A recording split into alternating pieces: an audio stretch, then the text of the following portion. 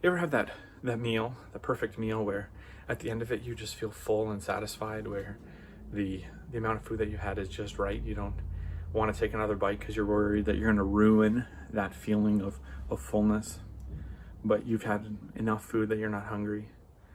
Sometimes I feel like with Christmas we can have that same thing, except not just with food, where we're always trying to do that one more thing because we feel like we're unsatisfied, where there's just a little bit more that we're trying to do or to get done just to make it quite right.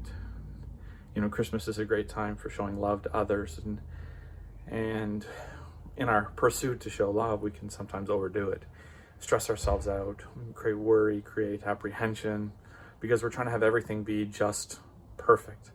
We want everything to be just exactly as we envision in our minds, and sometimes that's not reality.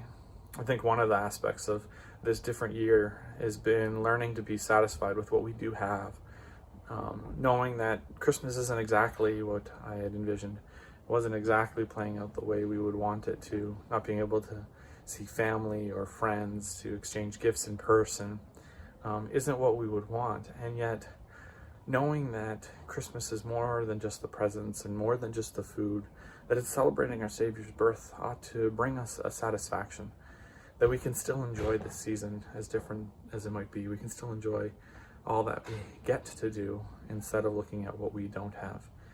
It's a challenge. It's not easy, but it is an opportunity to reflect, an opportunity to remember, and most of all, an opportunity to be profoundly struck by the love of God in Jesus' coming.